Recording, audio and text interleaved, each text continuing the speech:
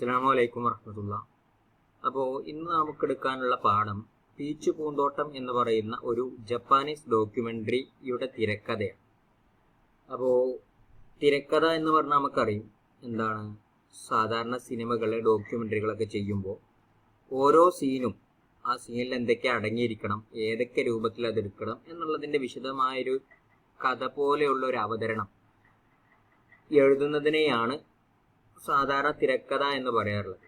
അപ്പോൾ അതിലിങ്ങനെ ഓരോ സീനുകളാക്കിയിട്ട് സീൻ 1, സീൻ 2 അങ്ങനെ ഒരു സിനിമ അല്ലെങ്കിൽ ഒരു ഡോക്യുമെൻ്ററി എത്ര സീനുണ്ടോ ആ സീനിലുള്ള മുഴുവൻ കാര്യങ്ങളും, അതിൽ ഓരോ കഥാപാത്രങ്ങളും പറയേണ്ട അവരുടെ കമൻറ്റുകൾ, അതുപോലെ തന്നെ അതിൻ്റെ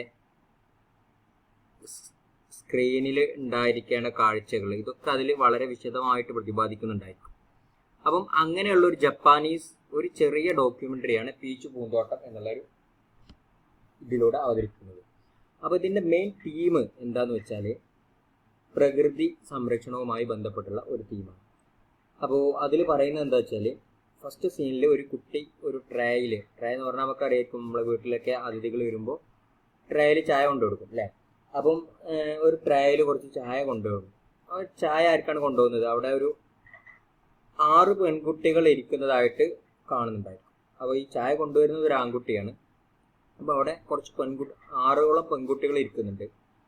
6 പെൺകുട്ടികളിൽ ഇവൻ്റെ സഹോദരിമാരുണ്ട്, അതുപോലെ തന്നെ ചങ്ങാതിമാരുണ്ട്. സഹോദരിമാരുടെ ചങ്ങാതിമാരായിട്ടുള്ള ആളുകളും അതിലുണ്ട്, കൂട്ടുകാരികളും അവിടെ ഉണ്ട്. അപ്പോൾ 6 പേരെയാണ് ഈ കുട്ടി കാണുന്നത്. അപ്പോൾ അവൻ 6 പേർക്ക് ചായ കൊണ്ടുവരും.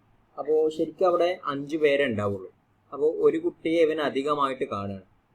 അപ്പോൾ ഇവൻ 6 പേർക്ക് ചായ കൊണ്ടുവരുമ്പോൾ ഒരു ചായ ബാക്കിയാവുമല്ലോ സ്വാഭാവികമായിട്ടും. അപ്പോൾ ആ പെൺകുട്ടികൾ പറയാണ് ഇവനോട്, ഒരു ചായ ഏറെയാണല്ലോ, അഴിച്ചു കുടിച്ചോ. അപ്പോൾ അവൻ പറയാണ്, ഞാൻ 6 പേരെ കണ്ടല്ലോ, നിങ്ങൾ 5 പേരേ ഉള്ളൂ, 6 പേരില്ലേ എന്ന് ചോദിക്കും. ഇല്ല, ഞങ്ങൾ 5 പേരേ ഉള്ളൂ. അപ്പോൾ ആരെപ്പോൾ ഒരാളെ ഏറെ കണ്ടത് എന്നുള്ള രീതിയിൽ അവന് കുറച്ച് പുറത്തേക്ക് വന്ന് നോക്കുമ്പോൾ അവൻ്റെ മുറ്റത്ത് ഒരു പെൺകുട്ടി നിൽക്കുന്നുണ്ടായിരുന്നു. പിന്നെ അവന് മുറ്റത്തേക്ക് ഇറങ്ങി ചെന്ന് നോക്കുമ്പോൾ ആ പെൺകുട്ടി അങ്ങനെ ദൂരെ ഓടി മറിയും. ലാസ്റ്റ് അവന് ആ പെൺകുട്ടിയെ പിന്തുടർന്ന് ഒരു താഴ്വാരത്തെത്തും. താഴ്വാരം എന്ന് പറഞ്ഞാൽ മലയുടെ ചെരുവിലെത്തും. അങ്ങനെ ഒരു താഴ്വരയിലെത്തിയപ്പോൾ അവിടെ കുറേ പീച്ചു മരങ്ങൾ വെട്ടി നശിപ്പിച്ചിട്ടുണ്ട്. അപ്പോൾ ആ പീച്ചു മരങ്ങളുടെയൊക്കെ ആത്മാക്കൾ, അല്ലെങ്കിൽ ആ പീച്ചു മരങ്ങളെ കൊണ്ടുണ്ടാക്കിയ കുറേ പാവകൾ ഇവൻ്റെ വീട്ടിലിരിക്കുന്നുണ്ടായിരിക്കും. അപ്പം അതേ രൂപത്തിലുള്ള കുറേ പീച്ചു മരങ്ങളുടെ ആത്മാക്കൾ ഇവിടെ പ്രത്യക്ഷപ്പെടും. എന്നിട്ട് അവനോട് കുറേ കാര്യങ്ങൾ സംസാരിക്കും. പീച്ചും അവൻ്റെ കുടുംബക്കാർ അല്ലെങ്കിൽ അവൻ്റെ നാട്ടുകാരായ ആളുകൾ പീച്ചു മരങ്ങളെ ദ്രോഹിച്ചതിനെ കുറിച്ചും പീച്ചു മരങ്ങൾ സംരക്ഷിക്കപ്പെടേണ്ടതിൻ്റെ പ്രാധാന്യത്തെക്കുറിച്ചൊക്കെ അവനോട് കുറേ കാര്യങ്ങൾ സംസാരിക്കും. അവനിതൊരു സ്വപ്നം പോലെ അവനിത് കണ്ടുകൊണ്ടിരിക്കുകയായിരിക്കും. അവന് വേണ്ടിയിട്ട് പലവിധ കലാരൂപങ്ങളും കാര്യങ്ങളും അവതരിപ്പിക്കും.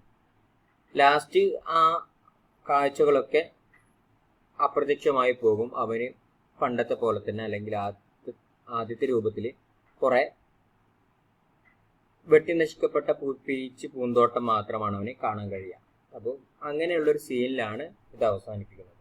ഓക്കെ, അപ്പോൾ നിങ്ങൾ ചെയ്യേണ്ട എന്താണെന്ന് വെച്ചാൽ, ഞാനിത് വിശദമായിട്ട് ഇതിൽ ഏകദേശ രൂപം ഞാൻ പറഞ്ഞു. ഇതിൽ ഓരോന്നും വായിച്ചു നോക്കാം. സീൻ 1, സീൻ 2 അങ്ങനെയാണ് വായിച്ചു നോക്കാം. ഇതിൻ്റെ ഒരു ഡോക്യുമെൻ്ററി, ഈ ഡോക്യുമെൻ്ററി നമുക്ക് കാണണ്ടേ. അപ്പോൾ ഞാൻ ഈ ഡോക്യുമെൻ്ററിൻ്റെ ലിങ്ക് ഞാൻ ഇടാം. അത് നിങ്ങൾ യൂട്യൂബിൽ പോയിട്ട് ഡോക്യുമെൻ്ററി കാണുക. അപ്പോൾ നിങ്ങൾക്ക് ഏകദേശം അതിൻ്റെ കാര്യങ്ങളൊക്കെ മനസ്സിലാവും. ഫസ്റ്റ് ഇത് വായിക്കണം കേട്ടോ, ഫസ്റ്റ് ഇത് ഫുള്ളായിട്ട് വായിക്കുക, പിന്നെ ഡോക്യുമെൻ്ററി കാണുക. അപ്പോൾ നിങ്ങൾക്ക് ഏകദേശം അവിടെ നടക്കുന്ന കാര്യങ്ങളൊക്കെ മനസ്സിലാവും. ഓക്കെ, അപ്പോൾ ഇത് എഴുതിയിട്ടുള്ളത് അകിര കുറോസാവ എന്ന് പറയുന്ന ഒരു ജപ്പാനീസ് സംവിധായകനാണ്.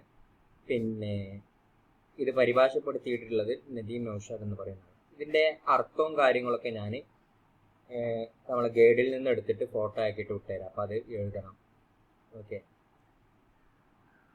അപ്പോൾ ഇത് കുറോസാവയുടെ ഡ്രീംസ് എന്ന സിനിമയിലെ പീച്ച് പൂന്തോട്ടം അല്ലെങ്കിൽ പീച്ച് ഓർക്കാഡ് എന്ന് പറയുന്ന ഒരു ഭാഗമാണിത്. ഓക്കെ, അപ്പോൾ അത് നിങ്ങൾ ഫുള്ളായിട്ട് വായിച്ച് നോക്കണം. ഓക്കെ, ഇൻഷാ അല്ലാഹ്.